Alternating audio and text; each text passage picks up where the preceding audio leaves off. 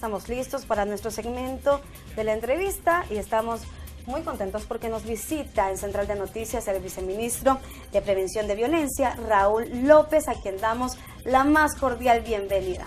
Buenos días. Bueno, muchas gracias. Agradezco el espacio. Se siente uno como en casa, en verdad, venir a Central de Noticias.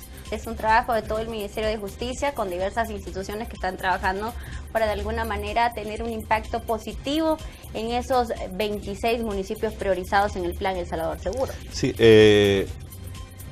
según el Plan El Salvador, según el Plan Quinquenal, según el Plan El Salvador Seguro, el Ministerio de Justicia sufrió una reestructuración, sí, en el sentido de que se abarcaron a partir de su implementación los tres grandes ejes del trabajo de seguridad: el eje de la represión y persecución del delito, el eje de la prevención, que es el que está liderado por el viceministro Roberto Flores Hidalgo, y el eje de la atención a las víctimas, que lo atiende el Viceministerio de Justicia por su seguro servidor, y que comprende también otras actividades, ¿verdad? Porque aparte de viceministro, se me encomendó la responsabilidad un poco complicada de ser el presidente del Consejo Nacional de Administración de Bienes, del CONAV. Así que esos son los tres principales ejes del Ministerio de Justicia y Seguridad Pública: represión, prevención y atención a víctimas. Y por supuesto quisiera hablar, viceministro de Justicia y Seguridad, Raúl López, precisamente sobre el papel que funge al frente del CONAV luego de que la Sala de lo Constitucional emitiera esta resolución que deja sin efecto las reformas aprobadas en el Congreso. Bueno, las reformas aún no han sido declaradas, no han sido dejadas sin efecto. Lo que ha sucedido es que la Sala de lo Constitucional, con base a una demanda que presentó un ciudadano contra las reformas planteadas por la Asamblea Legislativa, decretó una medida cautelar. El proceso aún no ha finalizado, es decir, no existe sentencia de inconstitucionalidad de la reforma. Lo que existe es una declaratoria por parte de la Sala de la medida cautelar contra el acto reclamado, que es el parámetro de control dentro de esa demanda. Son las reformas que se plantearon, que se decretaron por parte de la Asamblea Legislativa y que fueron sancionadas por el señor presidente y estaban listas para su publicación en el Diario Oficial. Nosotros como CONAV, como Consejo Nacional de Administración de Bienes, como Ministerio de Justicia, somos instituciones estrictamente disciplinadas, respetuosas de la Constitución y de la ley, y vamos a trabajar con la ley que nos sea entregada. Actualmente las reformas están paralizadas por mandato de la Sala y vamos a seguir trabajando igual que lo hemos hecho hasta este momento. Pero sin duda, viceministro, el CONAV venía realizando un trabajo sin duda pues destacable en el tema de la administración de los bienes que se estaban pues extinguiendo, las estructuras criminales, y de alguna manera también decomisándosele en algunos casos algunos procesos que todavía están judicializándose. Para este caso, ¿cuál es el trabajo que ha realizado? ¿Cuántos bienes se han entregado? Tenemos entendido también que algunas instituciones se han visto beneficiadas con la entrega de bienes, con la entrega de fondos también de pues bienes que han sido extinguidos a las estructuras criminales. El CONAV ha realizado una labor encomiable, digamos de que dentro de las institucionalidades de la región, Centroamérica, Guatemala, Honduras, El Salvador es el que ha adquirido mayor fortaleza en la administración de los bienes que son cautelados o extinguidos con base a las leyes de extinción de dominio. Los casos más recientes son, o no tan recientes, pero sí emblemáticos, son el caso del expresidente Francisco Flores, que se le han cautelado algunos inmuebles, un bien productivo que es un aserradero donde se procesa madera, Gumarzal, del caso de don José Salazar Umaña, y el exalcalde de un pueblo del occidente del país. Además, el caso de don Daniel Quesada en el oriente del país. El diputado Wilber Rivera. El diputado Wilber Rivera, que ya están extinguidos. El caso Jaque también. El caso de la Operación Jaque, que esa fue una acción estratégica de la Fiscalía y de la Policía Nacional Civil, que fue encaminada a desarticular una compleja estructura de la pandilla MS-13, que era la que manejaba todo el eje financiero de esa estructura. Se le materializaron varias empresas, bienes productivos, 21 autobuses que circulaban en la Ruta 6 de San Salvador, una gran cantidad de vehículos de lujo, y otros negocios como talleres, un autohotel o motel, como es conocido en El Salvador, y otras clases de bienes que causaron un grave impacto en la pandilla. Esa operación Jaque, que se implementó por parte de la policía con la fiscalía, montó un punto y aparte, un antes y un después en la estructura delincuencial de la MS. Eso llevó a la desarticulación, al rompimiento de la estructura de esa pandilla criminal. Hoy se ha dividido en dos partes y no es que hayan dejado de ser criminales o delincuentes los que se salieron de la MS-13, pero han formado otra pandilla, la pandilla MS-503. Gracias a esa operación se llegó a descubrir que los líderes de las pandillas viven en la opulencia, con lujos que pocos salvadoreños se pueden dar, con una vida de lujos, en lujosos hoteles de playa, que tienen autos de lujo que solamente se ven en las altas esferas de la diplomacia, que tienen a su servicio personal, seguridad, mientras el resto de los pandilleros viven en la calle en absoluta miseria. Las bases de la estructura. Sí, así es. Entonces eso marcó una gran diferencia en el camino de los delincuentes, y la causa fue el rompimiento de esa pandilla, que ahora ha traído otra consecuencia. El alza de los homicidios se debe precisamente a la división de las pandillas que se andan matando unos a otros. Como lo que ocurrió con la pandilla 18, los sureños y los revolucionarios. Viceministro, ¿qué evaluación hace de los planes y estrategias implementados a la fecha y sobre todo de la coordinación que tienen con los países que conforman el Triángulo Norte, precisamente cuyo blanco es la pandilla, es atacar a estas estructuras criminales que operan en los tres países?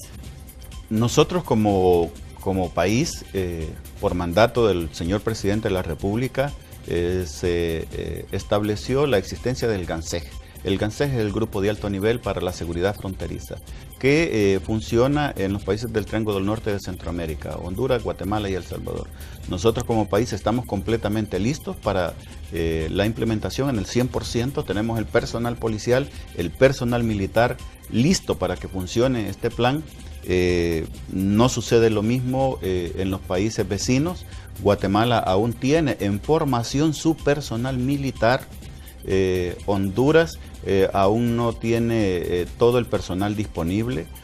Por parte de El Salvador se ha desplegado en las fronteras son un aproximado de 62 puntos ciegos. Las tareas están claramente definidas para nosotros como país. La Policía Nacional Civil se encarga del control, de la vigilancia, de la seguridad en todos los puntos fronterizos aduaneros legalmente establecidos y habilitados. Y la policía, y los elementos de la Fuerza Armada, mediante el Comando Zumpul, se encargan del control, de la vigilancia permanente, 24 horas diarias, de todos los puntos fronterizos llamados puntos ciegos, donde la gente pues transita, ingresa mercaderías de forma ilícita, de forma irregular. Son las dos responsabilidades: la policía en los puntos fronterizos aduaneros legalmente establecidos, y la Fuerza Armada en los puntos ciegos de nuestras fronteras. Recientemente se realizó un foro donde se hablaba sobre la creación de un grupo de inteligencia fronterizo que funcione entre El Salvador, Honduras y Guatemala. Eso hasta el momento de que finalizó el foro quedó en papel. ¿Cómo se ha avanzado en ese tema? ¿Se han tenido nuevas discusiones? Ha habido algunos avances, se le está dando seguimiento por parte de El Salvador. Recientemente se celebró una reunión que se desarrolló en las instalaciones de nuestra frontera en La Chadura. En la frontera en Santa Ana. Llegaron los tres países, Guatemala y El Salvador. Honduras no tuvo representación. Guatemala afrontaba algunos problemas, no tenía, por ejemplo, porque esto tiene varios componentes, no solo el componente de la seguridad. El GANSEG, el Grupo de Alto Nivel de Seguridad Fronteriza, tiene varios propósitos. Uno es atacar los delitos de tráfico y trata, atacar el delito de tráfico de personas, a tratar el delito de contrabando en el tema aduanero, son varias las instituciones, la Dirección General de Aduanas, la Dirección General de Migración, la Policía Nacional Civil, la Fuerza Armada, el Ministerio de Justicia y Seguridad Pública, pero con Guatemala se afrontaba un problema que esa vez que se desarrolló esta reunión, pues no tenían director de aduanas, ¿verdad? El director de migración tampoco hizo presencia en la reunión. Las Fuerzas Armadas aún tenían su contingente en capacitación, en adiestramiento en territorio guatemalteco. Por nuestra parte, recientemente se envió una delegación a reunirse a Chalatenango con delegaciones de Guatemala y de Honduras para avanzar en el tema de la seguridad y del tema de investigación contra los delitos que son de interés en este plan de seguridad fronteriza trinacional. Viceministro, ¿cuáles siguen siendo los principales desafíos que ustedes como gabinete al frente de la justicia y la seguridad del país se han trazado en los próximos años? Partiendo del hecho de que el sistema carcelario sigue siendo uno de los principales retos y mencionando lo que dijo el presidente de la República el fin de semana pasado, de sacar a reos a reparar calles y escuelas. ¿Qué opinan ustedes al respecto? Mire, el sistema penitenciario nuestro ha sufrido grandes cambios en beneficio de la población recluida. Como actualmente en todo el sistema penitenciario se encuentran en encierro 38.704 personas. De esas 38.704 personas, hay una cantidad importante que han avanzado en los planes de readaptación, de reeducación, de resocialización y han pasado o a la fase de semilibertad, que ya les da ciertos beneficios, ¿verdad? O dentro del programa Yo Cambio hay una cantidad importante de mujeres. Para eso se han construido las granjas penitenciarias y los procesos, los recintos temporales de reclusión. Para aquellas personas de detención menor también, para las personas que no representan un riesgo para las comunidades. Estas personas están a disposición de las instituciones del Estado para colaborar en aquellas tareas de obras públicas de servicio a la comunidad que se requieran por parte de las instituciones del Estado. Por ejemplo, se han hecho ya algunas reparaciones, ahí estamos viendo las imágenes de las granjas donde trabajan. Hay una alta producción dentro del sistema penitenciario, se dedican a la reparación de calles, a la limpieza de calles, limpieza de parques. Incluso ya hacen los pupitres. Se ha hecho un convenio con el Ministerio de Educación, están reparando los pupitres, eso significa un ahorro importante para las instituciones del Estado. Y tenemos personal muy calificado para la realización de obras públicas, civiles, para la reparación de mobiliario de las distintas instituciones del Estado. Las mujeres tienen capacidades excelentes en la confección de ropa para apoyar las distintas instituciones del Estado. Estamos como Ministerio de Justicia poniendo a disposición un contingente aproximado de 3.000 personas dentro del sistema penitenciario que pueden apoyar las distintas tareas que requiere pues para la implementación de las misiones que cada institución le corresponden dentro del quehacer institucional del Estado. ¿Y para cuándo se podría tener listo esto? Ya hay un contingente de personas. Cada vez que ustedes ven, andan uniformados con la camisa del Yo Cambio, una camisa llamativa amarilla. Son personas que ya han superado los programas de readaptación, que son mujeres y hombres que ya se han ganado la confianza y que han pasado a ese proceso de semilibertad.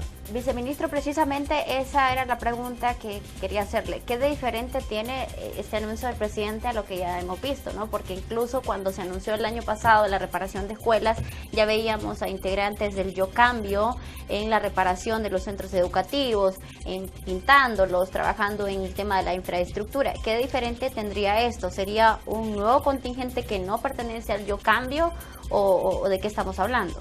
Estamos hablando de un nuevo contingente de personas que van a poblar las nuevas instalaciones penitenciarias como la de Izalco, la de Santana. Son mujeres y hombres que han pasado por nuevos programas de readaptación, que son aproximadamente 3.000 personas nuevas. Como lo decía, el sistema penitenciario tiene un problema grave de hacinamiento. Sí. Eso no lo podemos ocultar, son 38.000 704 personas, más todas las personas que se encuentran en las Bartolinas policiales. Es decir, que si trasladáramos en este momento todas las personas que se encuentran en las Bartolinas policiales, llegaríamos arriba de los 42,000 personas, quizás en todo el sistema penitenciario salvadoreño. Eso causaría un problema grave. Solo para el gasto de alimentación, hay que disponer un aproximado de 45 millones de dólares para el año. Es decir, la represión, la política para los que le apuestan, y este es un mensaje, para los que le apuestan a la política pública en seguridad, que lo básico, lo trascendental es la represión. La represión es una opción muy cara.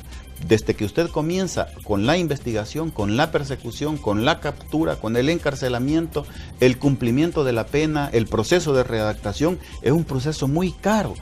Si usted se pone a pensar cuánto cuesta mantener una persona detenida, desde que comienza el proceso de investigación hasta que cumple su sentencia, de 10 años, 15 años, 20 años, 30 años, el Estado ha invertido en una sola persona una cantidad importante de recursos, porque estamos hablando solo que solo la alimentación le cuesta al Estado un aproximado de 45 millones de dólares, pero eso hay que agregarle el servicio de luz eléctrica, el servicio de agua potable, el servicio de salud que debe de prestársele, que ahorita tenemos algunos problemas con la salud de los internos. Hay que pagar la seguridad física, los custodios que vigilan a los reos, hay que pagar la seguridad tecnológica, es decir, la videovigilancia, el sistema de escáner. Cuando usted suma todos esos rubros que son gastos dentro del sistema penitenciario, llega a la conclusión que la represión no es la mejor opción, es la opción más cara. Lo más barato y lo mejor para una ciudad, para un país, es la prevención. Muy bien, con esta respuesta vamos a hacer una pausa y regresamos con más de la entrevista. Tenemos con nosotros al viceministro de Justicia y Seguridad, Raúl López. No nos cambie, ya volvemos.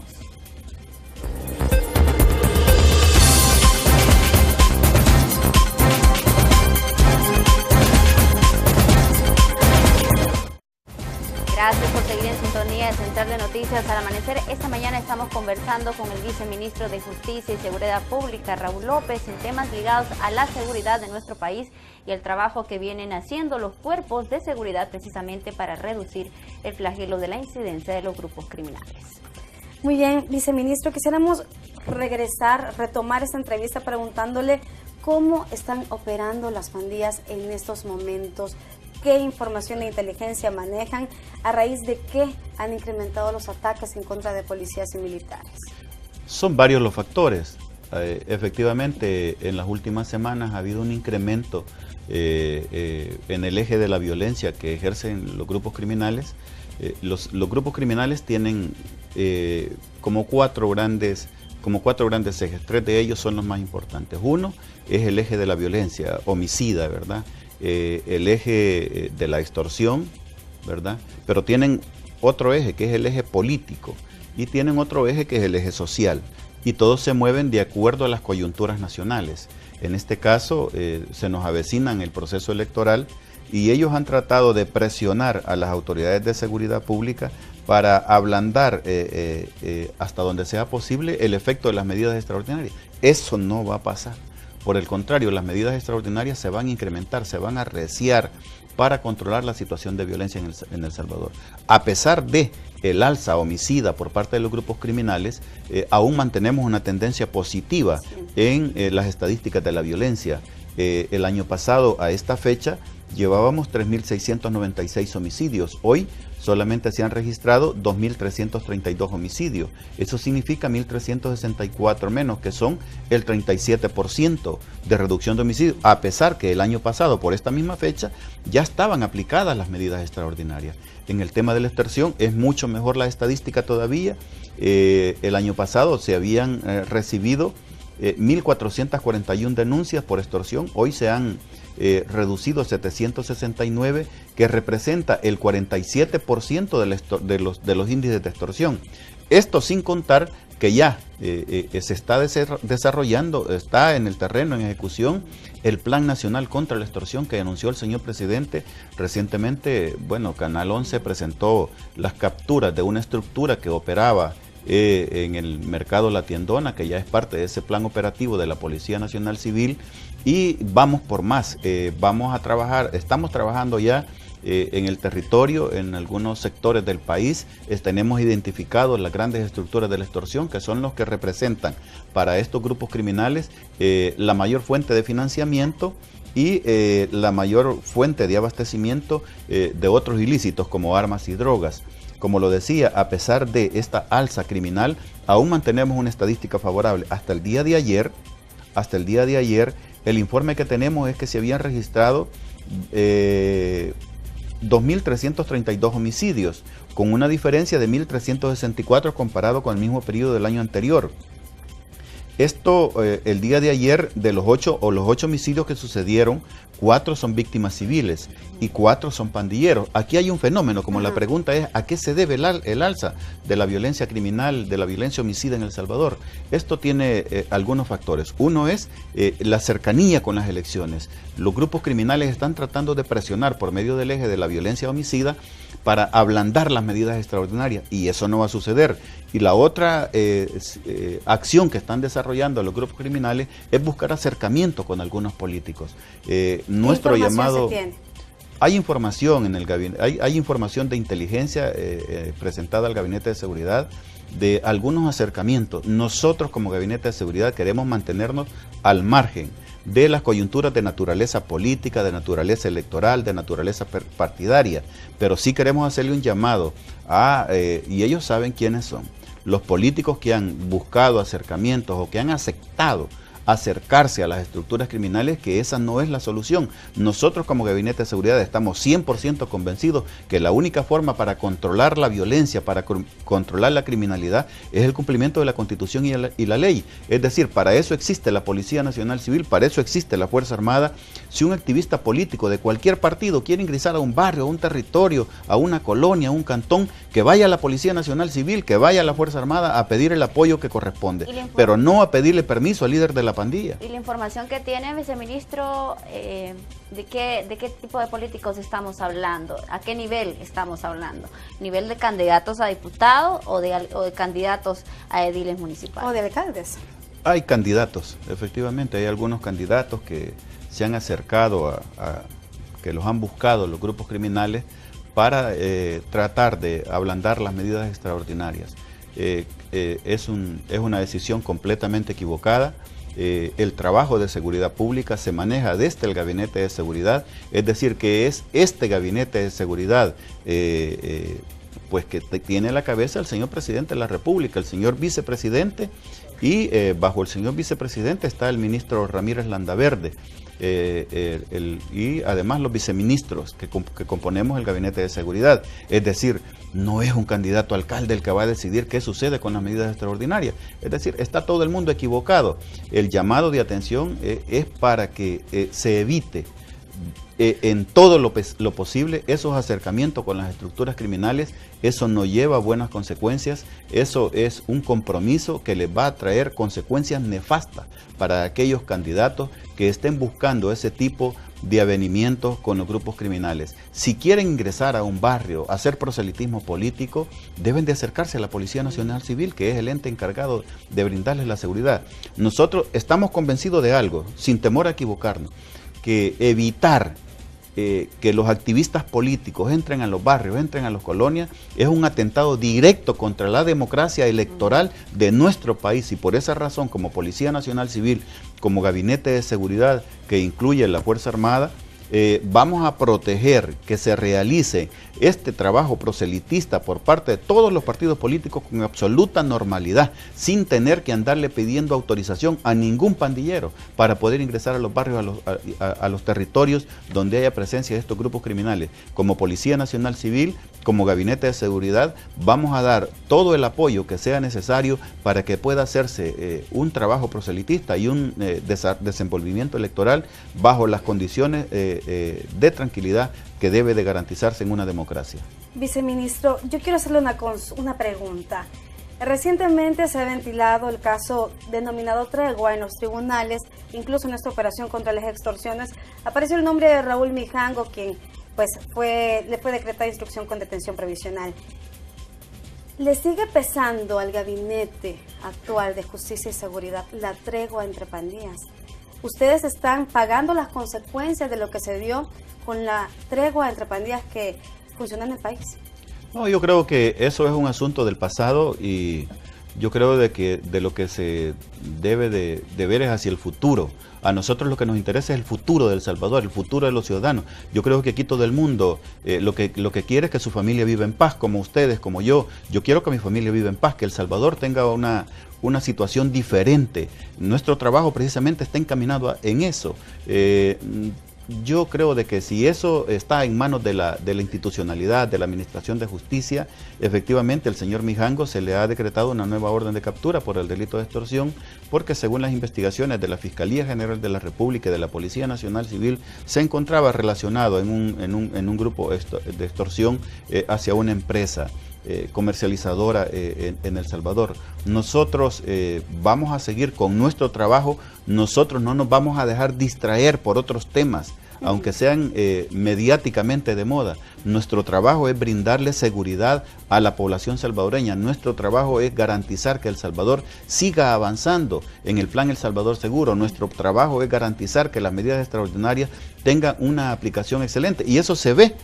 Las estadísticas demuestran el año pasado la Policía Nacional Civil tenía una cantidad de 21.199 personas detenidas. Es decir, la operatividad, la contundencia con que está trabajando el Gabinete de Seguridad, la Policía Nacional Civil, la Fuerza Armada, es incomparable e incuestionable. El año pasado, la Policía Nacional Civil por esta fecha tenía capturado 21.199 personas. Hoy, en el año 2017 tiene 26.961 personas capturadas, atribuyéndosele supuestamente delitos. Es decir, que ha habido un incremento de 27.3% en la operatividad de la Policía Nacional Civil en la ejecución de orden de captura. Esto hay que destacar algo muy importante. Se ha contado con la colaboración de la de la Fiscalía General de la República, que en lo que va del año ha entregado 6.790 órdenes de captura administrativa que ya fueron ejecutadas por la Policía Nacional Civil. Es decir, la operatividad con que está trabajando la Policía Nacional Civil con el apoyo de la Fuerza Armada es un asunto incuestionable y lo dicen los números. Otro tema muy importante es que si ustedes revisan las estadísticas, la mayor cantidad de homicidios y principalmente en estos tiempos en donde debido a la coyuntura que existe y el enemigo natural de las pandillas, que son la pandilla rival, existe hoy un nuevo fenómeno que es la división de las pandillas. Esto ha generado una alza en los homicidios, en donde los pandilleros se andan matando unos con otros y hay una orden de no solo de matar pandilleros, sino de matar la familia de los pandilleros. Y la muestra más reciente es este quíntuple homicidio que sucede en el oriente del país, en donde sujetos llegan y asesinan al pandillero y le asesinan a toda su familia. ¿Ustedes no atribuyen esto a grupos de exterminio que están operando en el oriente? La policía anda investigando, pero no podemos descartar ni asegurar ninguna de esas posibilidades, pero lo que sí es cierto, lo que sí podemos afirmar sin temor a equivocaciones, es de que existe una orden de purga interna entre las mismas pandillas. Los cabecillas de las pandillas han ordenado matar a aquellos pandilleros que ya no les son útiles o que han tratado o han abandonado las estructuras del crimen. Al revisar las estadísticas, por ejemplo, en los homicidios que sucedieron el día de ayer, eran 8 homicidios. De esos 8 homicidios, 4 son pandilleros. Es decir, la gran mayoría de las víctimas de homicidio son pandilleros que se están matando entre ellos. Y al revisar estas estadísticas, la mayor cantidad de violencia la generan las armas de fuego. Por esa razón, como Policía Nacional Civil, como Gabinete de Seguridad, estamos tras ese elemento de violencia. El año pasado habíamos incautado 2.304 armas de fuego. Hoy, en el 2017, se les ha incautado al crimen organizado casi 3.000 armas de fuego, 2.918 armas de fuego. Hay que destacar algo muy importante acá, que se les ha incautado, solo en lo que va del año, 478 fusiles, se les ha incautado 382 escopetas, 633 revólveres y 1.195 pistolas. Esto implica un desarme importante para la estructura del crimen, que le resta capacidad, que le resta facultades para seguir atentando contra la población civil. La pandilla está menguada, la pandilla está debilitada. Estas olas de violencia son como en respuesta a la operatividad de la Policía Nacional Civil. La Policía Nacional Civil ahorita está en el terreno, está trabajando, creemos que vamos en el camino seguro, estamos 100% convencidos que la única forma para resolver el problema de la violencia, el problema de la criminalidad en El Salvador, es por medio de la ley, por medio de la aplicación estricta de la Constitución y con un absoluto respeto a los derechos humanos. Vamos a seguir avanzando en este plan de seguridad pública. Creemos de que El Salvador merece vivir en paz y por esa razón vamos a hacer que las medidas extraordinarias se arrecien. Como lo dijo el señor presidente, vienen más medidas. Vamos a endurecer las condiciones para las estructuras extorsivas. Vamos a endurecer las penas incluso para aquellas personas que se lucran del dolor de los salvadoreños. ¿Esto pasa por una reforma? ¿Están pensando? Pasa por una reforma que ya hemos comenzado a trabajar. El señor vicepresidente de la República, que es el que se encuentra materialmente al frente de todo el tema de seguridad pública, nos hemos reunido, ya tenemos las indicaciones, cómo vamos a ir avanzando y estamos hay que destacar algo trascendental. El problema de la violencia, el problema de la criminalidad, no es un problema de ustedes, no es un problema de los periodistas, no es un problema mío, no es un problema del ministro de Justicia y Seguridad, no es un problema de Howard Cotto, no es un problema del presidente o del vicepresidente, es un problema de todos. Incluso de los medios de comunicación, incluso del periodista. Y eso, como lo decía yo en otro medio, no significa de que a ustedes les vamos a dar un fusil M16 y van a salir a perseguir delincuentes. Desde nuestras posiciones, desde nuestras trincheras, debemos de apostarle a la pacificación de nuestro país. Por esa razón, tenemos...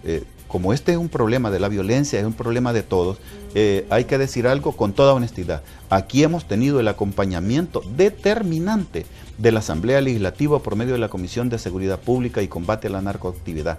Hemos tenido el acompañamiento del señor presidente, del señor vicepresidente, de la gran mayoría de los partidos políticos y creemos de que vamos a seguir avanzando. Vamos a presentar próximamente una serie de nuevas medidas de reformas legales para endurecer las condiciones de aquellas personas, de aquellas estructuras delincuenciales que se nutren, que se lucran, que se enriquecen y que viven de causarle daño a la población salvadoreña mediante la violencia homicida y mediante las estructuras de la extorsión. Viceministro, ya para ir finalizando, ¿qué mensaje enviaría a los elementos de la Corporación Policial y del Ejército a raíz del incremento de ataques en su contra por parte de estructuras criminales para que continúe este trabajo operativo? Bueno, en primer lugar, nuestra solidaridad con los compañeros que han ofrendado lo más sagrado que tiene un ser humano, su vida en cumplimiento del deber, en defensa de la ciudadanía honrada. Nosotros como Gabinete de Seguridad estamos claros del riesgo que se corre. El personal policial anda con los ánimos muy arriba, es decir, el ímpetu con que está trabajando nuestro personal policial está excelente. Tenemos una condición muy favorable en la psicología de nuestros elementos, con la moral muy en alto, tanto de la Policía Nacional Civil como de la Fuerza Armada. Todo aquel criminal que atente contra un elemento de la seguridad pública, sean soldados, sean policías, sean familiares de los policías o de los soldados, de los jueces, de los fiscales, van a recibir las más duras condiciones de nuestro sistema judicial y de nuestro sistema penitenciario. Recientemente se hizo circular un video hecho por el señor ministro de Justicia y Seguridad para que conozcan cómo son las condiciones con que vive un privado de libertad en el penal de Zacatecoluca. Y esas son las condiciones que les espera a todas aquellas personas que atenten contra un policía o sus familiares. Esas son las condiciones que les esperan a todos aquellos criminales que atenten contra un soldado o contra un miembro de los miembros de la Fuerza Armada. Nosotros como Gabinete de Seguridad le vamos a dar todo nuestro respaldo a nuestro personal. Hay programas para proteger a nuestros policías, hay incluso un programa para los teléfonos inteligentes en donde se levanta una alerta y se moviliza una cantidad impresionante de recursos de patrulla para proteger a nuestros policías. Le agradezco mucho, viceministro de Justicia Raúl López, por acompañarnos esta mañana en Central de Noticias. Así es, con esto vamos a una breve pausa comercial y ya regresamos.